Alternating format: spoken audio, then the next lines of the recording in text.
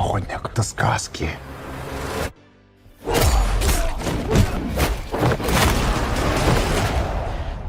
Каждой сказки есть правда.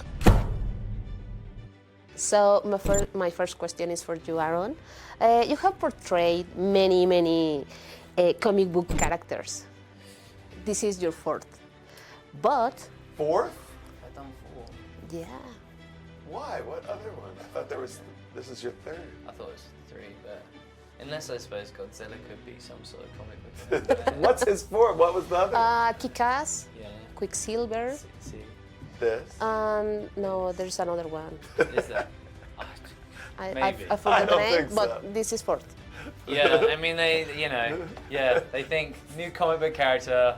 They usually Yeah. come to me. So, why did you agree to be Kraven for this film? I think because it's a really interesting character. At its core, it's a super iconic villain in the Marvel comic books, and I was just interested in his. One of my favorite comic books was Kraven's Last Hunt, and I think to kind of read that and kind of go, wow, this character goes really dark, and we were just, it gave us so much material to talk about and kind of think about where did that all kind of come from. And when we sort of went down the rabbit hole of looking at all the source material, unravels that there's this sort of family drama there, and this father figure, this head mobster, crime boss of this sort of Russian mafia family,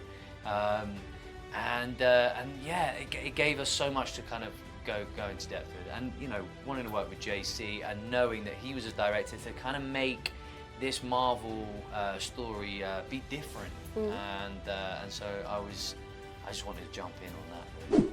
And JC, why is it interesting for you to tell the story of a villain without the hero?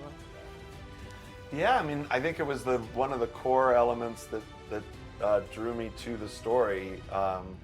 The idea that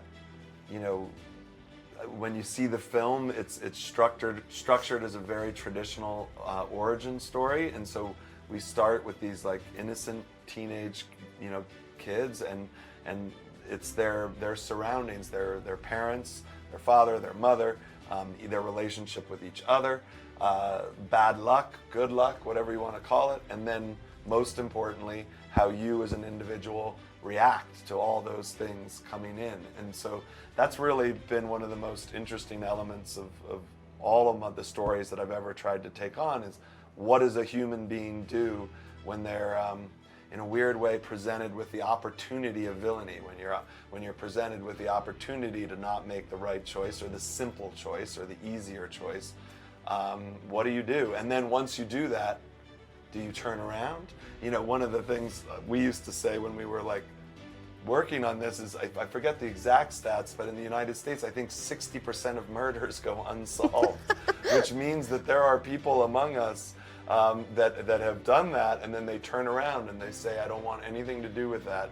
Or is it someone that says, look, that's a way of like dealing with my problems and getting them, and then you go back down that road. And so in this case, the character chooses to go back down that road.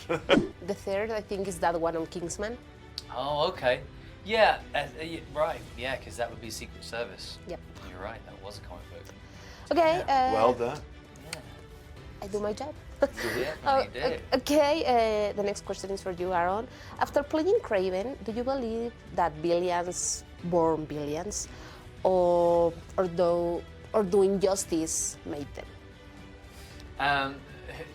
So who Villains. villains? Do villains do justice? I think in this circumstance, I think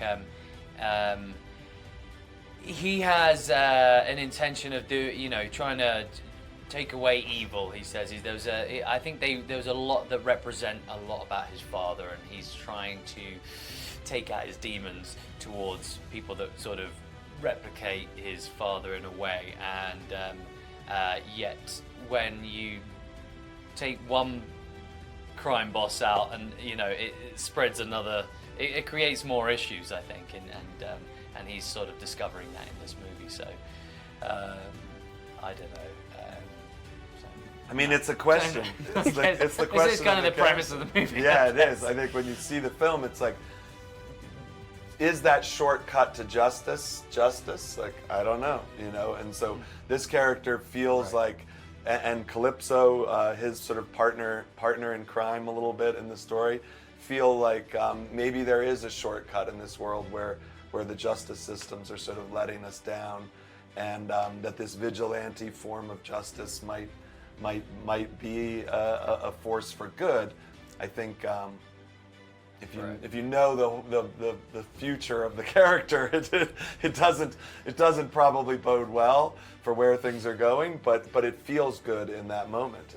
And for the audience, that's sort of my trick, is in the moment you realize these are bad guys, and you know he's very scientific and specific in who he takes out, you know, and it's bad guys. So he feels quite confident in what he's doing, but whether that's going to have a psychic damage down the line, I think is the story that we're looking to tell. Yeah.